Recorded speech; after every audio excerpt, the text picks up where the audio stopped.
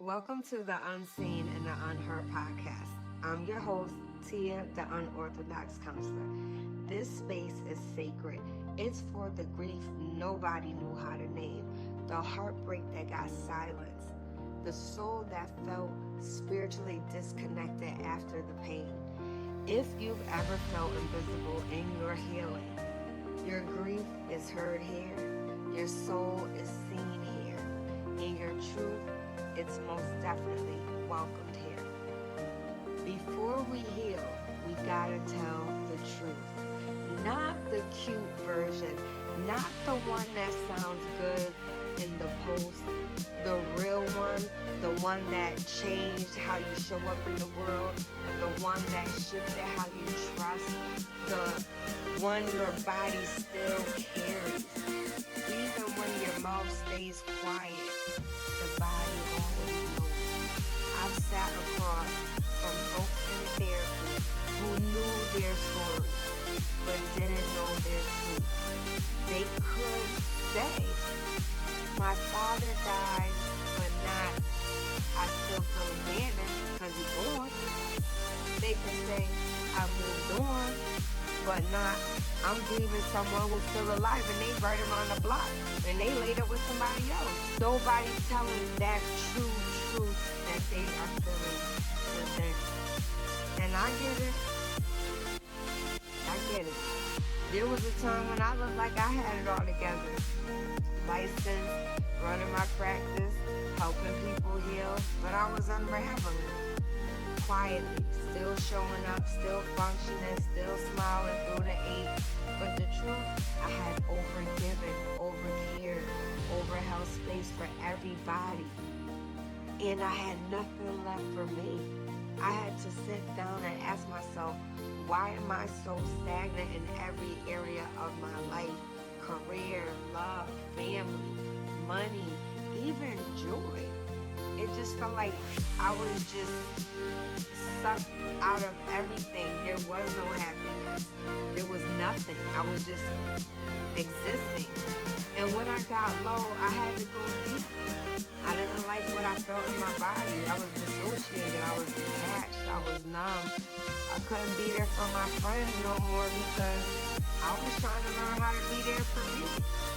And being there for me meant accepting some hard truth. Some of this pain I brought on myself by ignoring my dreams, by overlooking the signs, by brushing off the synchronicity, by dismissing wise words from people that I didn't trust, because they say it's really about the message, not the message. And all those coulda, woulda, shoulda, they didn't matter anymore.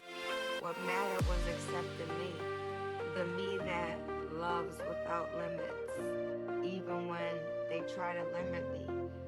The me that is limitless, no cap, no shrink, no filter. The me that rides on the horizon, even when the wind shifts, even when the sky is dark.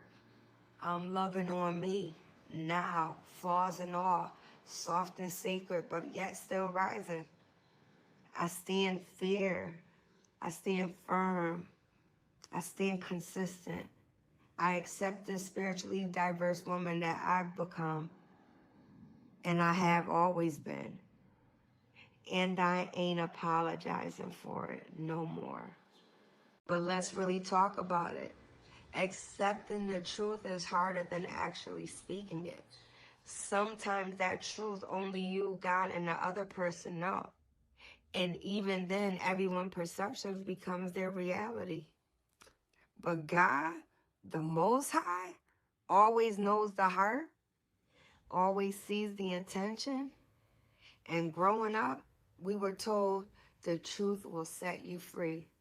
But truth didn't always feel like freedom. Sometimes it got you an ass whooping so bad that you were hyperventilating and shit. Snot's coming out your nose, could barely even breathe.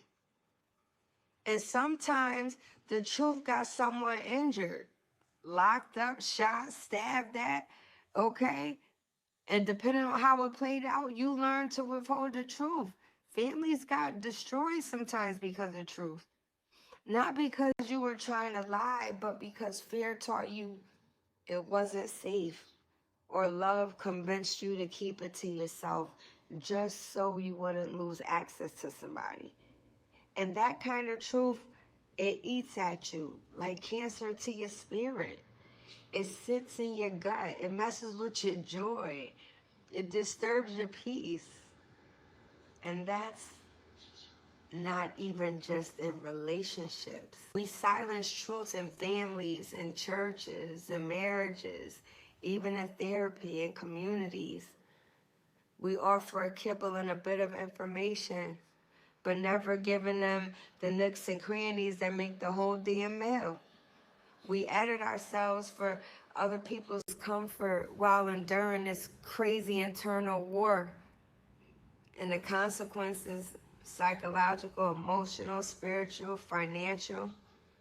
Truth unspoken, it rewires your nervous system. It alters how you see people, how you trust, how you breathe. That pain gets deep, all the way down in your bone gristle. And it can take years and even lifetimes to recover from. Some of us are grieving truths we were never allowed to say out loud. But that ends here. Because in this space, we name the truth. We honor it. Okay? We release the shame around it. So I'm asking you right now, what truth have you been afraid to say out loud, but your body has never forgotten? Is it stuck in your chest, in your stomach, in your silence? Say it, write it, whisper it, pray it, or just sit with it. But whatever you do, stop pretending it's not there. Some of this pain, yes, I may have brought it on myself because I was looking at the person instead of their soul.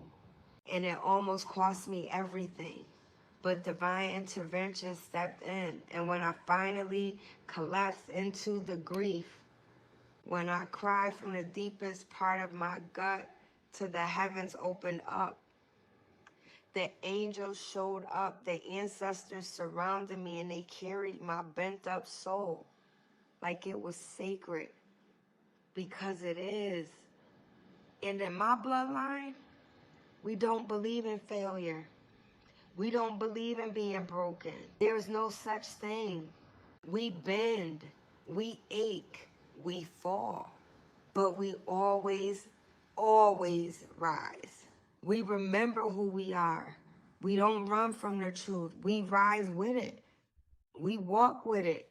This is the Unseen and the Unheard podcast.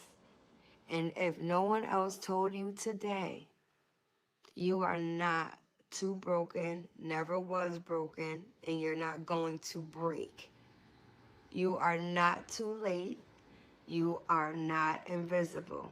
You are seen, you are heard, you are held. I will see you in the next episode. Until then, stay honest with your soul because your soul is listening. Peace and many blessings.